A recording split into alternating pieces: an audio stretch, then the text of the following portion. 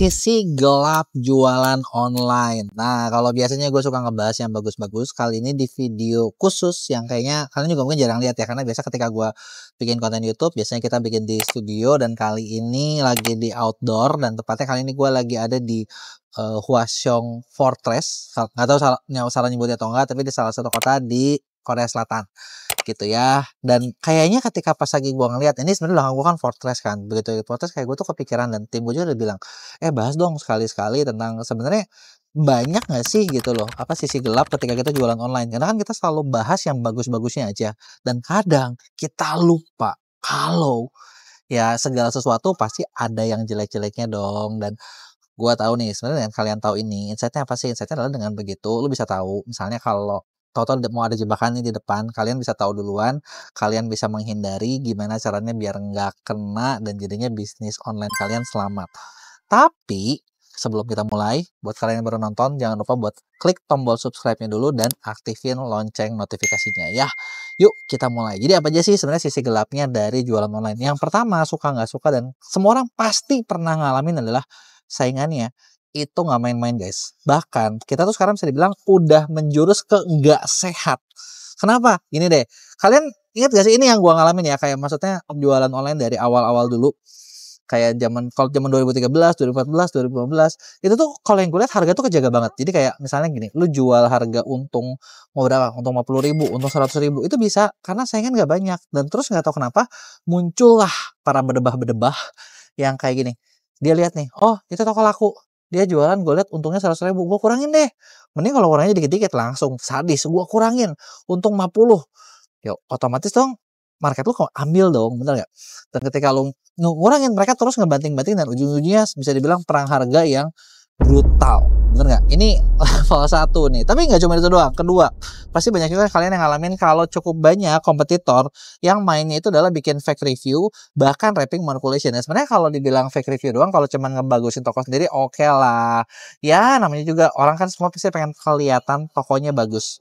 Tapi ternyata suka juga kita banyak menemukan seller-seller yang jadi korban gara-gara dibeli barangnya sama kompetitor. Ya sebenarnya untung ya dibeli ya. Tapi udah dibeli, dikasih bintang 1. Dijelek-jelekin gitu kan. Biar ibaratnya barang kita kebawa jelek gara-gara kompetitor. Nah ini nih yang udah paling rese. Bener gak? Kalian pernah ngalamin gak? Coba kasih tahu gue di komen. Nah terus udah gitu ada lagi yang ketiga. Nah ini juga kadang sebenarnya teman-teman pasti banyak yang sebel. Yaitu adalah ketika kita bikin produk lu ya dalam waktu singkat itu diplagiat, diikutin. Mulai dari desainnya, fotonya, deskripsinya. Bahkan yang sebel itu kayak kita baru bikin, baru mulai laku beberapa. Muncul nih barang-barang lain dari kompetitor. Udah copy paste, udah kayak nggak punya otak, udah bisa nyalin persis. Dan dijual dengan harga lebih murah. Ya jangankan kalian lah, gue juga ngalamin kok di kayak gituin gitu ya. Nah ini ada lagi nih, kemarin kita punya nemu di satu klien ya yang yang ngalamin omsetnya menurun cukup deras gara-gara adalah ex karyawan dia keluar dapat investor terus jadi kompetitor. Nah kan mau gimana, karyawan kunci lagi, jadi yang tahu nih bikin produknya di mana, ininya kayak gimana, itunya kayak gimana, dapat ordernya gimana gitu kan, dan caranya cuma ngebanting harga. Udah paling males deh kalau kayak gini. Nah sekarang ada nggak sih beberapa solusi dari masalah-masalah yang tadi? Satu, sebenarnya kalau kayak perang harga sih menurut gue kita bisa dengan cara bikin value ya. Maksudnya ya gini lah, gue juga dulu pernah ngalamin, gue pernah jadi orang yang ikutan merangin harga. Lu jual turun, gue juga turun deh, gue ikutin deh. Lo mau berapa? Ayo, selama kita bisa jalan, hajar. Sampai akhirnya ya gue ngerasa kayak ini gue jualan, untungnya kagak ada, capeknya doang, duitnya ya habis gitu kan. Nah, situ gue tobat gitu kan. Ya yang dengan cara apa, lu bikin value. Fake review ya sebenarnya itu bisa dikalahin kalau memang traffic kalian gede banget, kalian dapat order dari pembeli beneran gede banget gitu kan. Jadi jangan nanggung-nanggung gitu loh kalau jualan. Ya tetap aja itu bakal ngegulung semua yang ini. Nah plagiat, nah ini nih yang kayak gini. Jadi kayak kita harus bikin value baru, bikin produk baru dan lain sebagainya. Solusinya mungkin cuma di situ. Kedua, mungkin kalian banyak juga yang ngalamin nih, yang namanya platform e-commerce kadang tuh nggak selalu adil. Betul nggak sih? Jadi kayak algoritmanya nggak transparan, tau-tau lu rame, tau-tau tenggelam, atau mungkin suka banyak gosip kayak, wah ini platformnya mulai jualan nih, bikin toko sendiri, dikelola platform gitu kan.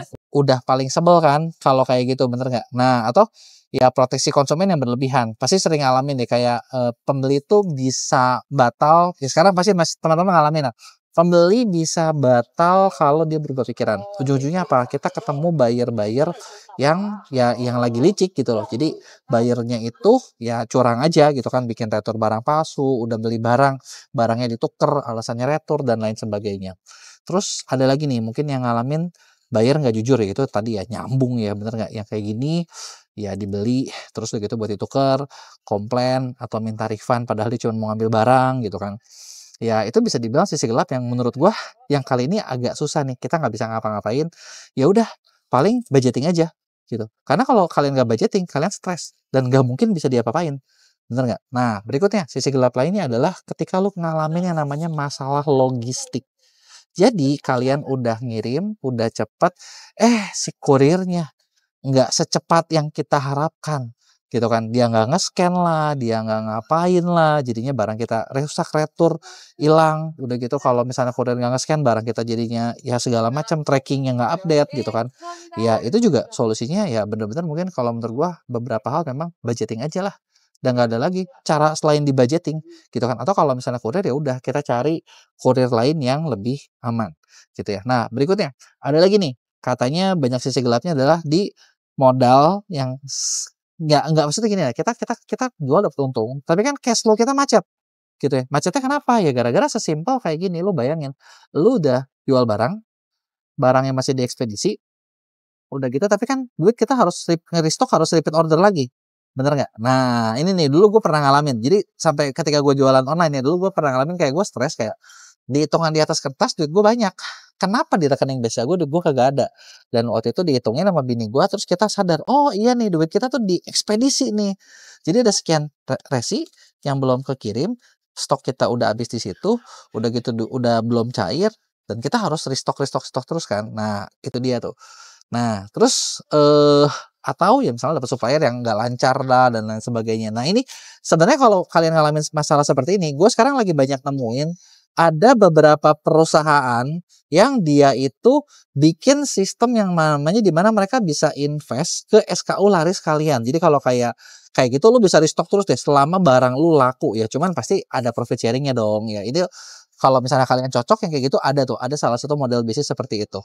Dan yang paling sebel, nah terus yang paling sebel ada lagi nih aturan dari platform, perubahan kebijakan atau policy yang lu tuh nggak tahu, tapi tahu-tahu itu bermasalah. Misalnya, ya kalian pasti ngalamin lah kayak Tokopedia merger sama TikTok, terus banyak yang ngerasa kayak, wah ini gue nggak siap nih, gue nggak mau nih, gue mau Tokopedia yang lama. Ya tapi nggak bisa gitu kan. Ya udah mau gimana lagi? Orang platformnya merger ya lu terima aja, suka nggak suka memang lu harus telan gitu kan. Atau misalnya nih, mungkin kalian juga bakal ngalamin mungkin ada aturan-aturan yang kita nggak tahu, tahu-tahu misalnya pengiriman harus berapa lama. Yang gue inget sebel banget tuh buyer bisa berubah pikiran suka-suka, dan itu ya kita memang nggak bisa ngapa-ngapain gitu kan. Ya kalau gitu gimana solusinya? Ya lu tinggal hitung-hitungan lah, masih untung nggak, masih worth it nggak buat jualan di e-commerce ya. Kalau lo masih worth it, jalanin ya nggak, daripada pusing, bener nggak? Kita bisa komplain ya komplain, tapi kalau udah nggak worth it ya udah, lo bisa coba jualan sendiri gitu loh, balik ke misalnya bikin website, bikin tempat buat check out dan lain sebagainya. Nah ini sih beberapa sisi gelap yang gua lihat lagi ada gitu ya. Sebenarnya mungkin gua tahu masih banyak kalian yang ngalamin hal-hal lain, makanya kasih tahu ke gua hal-hal gelap apa aja yang lo alamin, tulis di komen. Kalau bisa gue bikin jawabannya, gue bakal bikinin jawabannya di video-video lainnya. Nah, terus kalau misalnya gue nggak, ya kalau gue nggak tahu, gue bakal cari tahu juga lah solusinya. Jadi kasih tahu masalah kalian di komen.